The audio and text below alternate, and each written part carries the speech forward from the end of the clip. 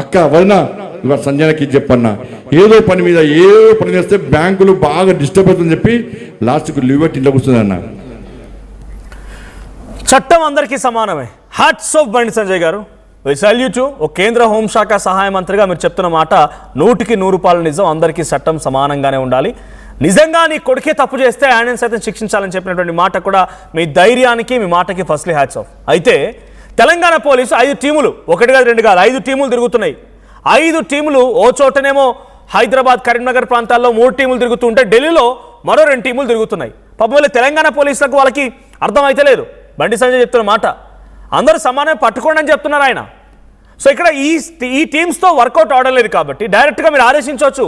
You're a central minister కదా, మీరు కేంద్ర హోంశాఖ సహాయ మంత్రిగా ఉన్నప్పుడు డీజీపీని ఆదేశించండి. సివి ఆనంద్ ఎందుకు లేట్ చేస్తున్నావు అని చెప్పి అడగండి. నా కొడుకైనా మంచిదే, శిక్ష వేయండి. తప్పు చేస్తే వాడు తప్పు చేసి శిక్ష వేయండి అని చెప్పి అడగండి. లేదు ఇక్కడ వాళ్ళతో పని కాదనుకుంటే కేంద్ర బలగాలను దింపండి, ఎక్కడ పోయినా పట్టుకోండి. ఎంతసేపు పట్టుకోగలుగుతారు? మీ మీద ఇంత పెద్ద ఆరోపణ వస్తోంది, మీరు నిజాయితీ నిరూపించుకోవాల్సిన అవసరం ఇది. మీ రాజకీయ భవిష్యత్తుకు కూడా ఇదొక మచ్చ లాంటిది. మీరు నిరూపించుకోండి. ఎస్ ఇది తప్పు, వి స్టాండ్ విత్ యూ, డెఫినెట్గా మీతో పాటు ఉంటాం. ఇది తప్పు అయితే డెఫినెట్గా మీ కొడుకుని శిక్షించండి. లేదు కరెక్ట్ అనుకుంటే డెఫినెట్గా మీకు సాల్యూట్ చెప్తాం. ఎస్ పాపం ఒక కుటుంబం మొత్తం కూడా పాపం అమాయకుడైనటువంటి బండి భగీరథ్ని హనీ ట్రాప్ చేశారని చెప్పి భావిస్తాం. ఇది సమాజం ముందు మీరు నిరూపించుకోవాలి. సమాజం ముందు మీకు ఓటేసినటువంటి ఓటర్ల ముందు మీరు నిరూపించుకోవాలి. కరీంనగర్ ప్రజల ముందు మీరు నిరూపించుకోవాలి. అయితే మరి ఎక్కడ అటువంటి ఆరోపణ కేవలం బండి భగీరథ్ మీద ఎందుకు వస్తుంది? చాలామంది రాజకీయ నాయకులు ఉన్నారు కదా, రాజకీయ నాయకుల పిల్లలు ఉన్నారు కదా. ఉదాహరణకి just an example take Etela Rajender ప్రస్తుతానికి మల్కాజ్గిరి ఎంపీగా ఉన్నారు. ఆయన గతంలో బీఆర్ఎస్లో పనిచేసిండు, ఉద్యమంలో ఉన్నాడు, చాలా క్రియాశీలకంగా కొట్లాడి ఒకనొక సందర్భంలో నెంబర్ 2 బీఆర్ఎస్ పార్టీల రకంగా చర్చ జరిగింది. ఎప్పుడు ఎందుకు ఆయన కొడుకు మీద ఎటువంటి ఆరోపణ రాలేదు, ఆయన పిల్లల మీద ఆరోపణ రాలేదు? పోనీ ఇంకెవరైనా సరే, ఓ మంత్రులు తీసుకోండి, ఎవరైనా సరే వాళ్ళ పిల్లల మీద ఆరోపణ రాని కేవలం బండి సంజయ్ కుమారుడు మీదే ఎందుకు ఆరోపణ వస్తోంది? నిజంగా రాజకీయంగా ఆయన ఢీకొట్టాలనే ప్రయత్నం ఏదైనా రాజకీయ పార్టీ చేసి ఉంటే ఇంకేదైనా వేసి ఉండొచ్చు, ఇంకేదైనా ఇబ్బంది పెట్టి ఉండొచ్చు, ఇంకేదైనా మాట్లాడి ఉండొచ్చు. కానీ ఒక అమ్మాయిని తీసుకొచ్చి ఓ పలానా అబ్బాయి నన్ను ఈ రకంగా అఘాయిత్యం చేసిన అమ్మాయితో చెప్పించాల్సిన అవసరం ఏ రాజకీయ పార్టీకైనా ఉన్నదా? సో మైనరా మేజరా ఇవన్నీ జరుగుతున్న చర్చ ఎప్పుడు జరుగుతాయి? జనరల్గా మనం చట్టం అందరికీ సమానమైన రకంగా బండి సంజయ్ చెప్తున్న మాటలు వింటే ముందుగా పోక్సో కేసు నమోదైంది కాబట్టి అది తర్వాత అమ్మాయి పోక్సోనా కాదా మైనరా అనేది కోర్టులో ఛాలెంజ్ చేయాల్సి వస్తుంది ఆ అక్యూజ్డ్ పర్సన్ ఎవరైనా ఉంటే. ఏ తప్పు చేయకపోతే మీకు ముందస్తుగా బెయిల్ కోసం ఎందుకు, నాట్ టు అరెస్ట్ ఎందుకు పోతున్నారు? క్వాష్ అనేది మీకున్న హక్కు. తర్వాత విచారణకు రమ్మంటే ఆయన ఏం చెప్తున్నాడు? లెటర్ ఒకసారి పీసీఆర్ ప్లే చేయండి. బండి భగీరథ్ లెటర్ గురించి ఒకటి మాట్లాడతాను నేను. బండి భగీరథ్ లెటర్లో ఏముంది చూడండి. అక్కడ ఆ లెటర్లో in the extremely short period short notice afforded to me and on account of certain personal inconvenience occasioned, I am unable to appear on the date appointed in the notice. నాకు చాలా పెద్ద పని ఉంది, నేను పెద్ద పనిని వదిలిపెట్టుకొని రాలేకపోతున్నా, నాకు చాలా తక్కువ టైం ఇచ్చారు అపాయింట్మెంట్ నాకు రమ్మని చెప్పి, కాబట్టి నేను రాలేకపోతున్నాను, కాబట్టి నాకు కొంత సమయం ఇవ్వండి 2 రోజుల పాటుగా అడుగుతున్నాడు ఆయన. ఎప్పుడు వస్తారట మళ్ళీ ఆయన అంటే 2 రోజులు సమయం అడిగిండు. మళ్ళీ ఎప్పుడు ఇస్తారు నోటీస్, ఎప్పుడో హాజరవుతారో తెలియదు. కానీ 2 రోజులలో నాట్ టు అరెస్ట్ వస్తే కదా అరెస్ట్ కానీ ఫిక్స్ అయిపోయారు వాళ్ళు.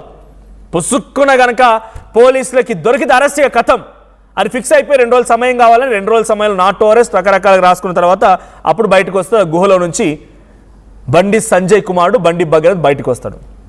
సో 2 టీములు ఢిల్లీలో, 2 టీములు హైదరాబాద్లో, ఓ టీం కరీంనగర్లో. ఎంత ఎత్తుకినా దొరకడు, ఎందుకంటే ఆయన పారిపోలేరు, దాచిపెట్టబడ్డాడు అనేది పబ్లిక్లో వినిపిస్తున్న మాట. పబ్లికే నిజమే అది. ఆయన ఎక్కడికి పారిపోలేదు, దాచిపెట్టిరు అంతే. ఎవరు దాచిపెట్టిరు ఏంటనేది మీరు చెప్పండి. మనకు వస్తున్నటువంటి పోల్ పెట్టాం మనం. బండి భగీరథ్ని ఎవరు దాచిపెట్టారు? బండి సంజయ్, రేవంత్ లేదా బీజేపీ పెద్దలు అంటే 50% మంది బండి సంజయ్ అంటున్నారు. కొన్ని కామెంట్స్ కూడా వచ్చాయి. సో ఇక్కడ ఒక కామెంట్ ఏంటంటే సో బహుశా మీ అందరికీ కూడా చాలామంది కామెంట్ చేస్తున్న వాళ్ళకి, మీ ఇంట్లో ఆడపిల్లలు ఎవరికైనా ఆడపిల్లని గమనించండి కామెంట్ చేసేవాళ్ళు. మీరు తిట్టే బూతులు ఇవన్నీ ఎందుకు తిడుతున్నా అర్థం కావట్లేదు. మరి అక్కడ జరిగేటువంటి విషయాన్ని కన్వే చేస్తుంటే మీకు ఎందుకంత కోపం వస్తుందో అర్థం కావట్లేదు. ఇక్కడ ఎవరో శ్రీనివాస్ అంట, ఆయన ఏం చెప్తున్నాడంటే ఏం న్యూస్ లేదా అంట, రోడ్డు కోసం ఎన్ని కుంతలు ఉన్నాయో ఒకసారి అంట. సో ఆర్టీవీ రోడ్ల గురించి వేస్తుంది, ప్రతి దాని గురించి వేస్తుంది. ప్రతి అంశంలో ఆర్టీవీ న్యూస్ని వేయలేదనేది ఏది ఉండదు.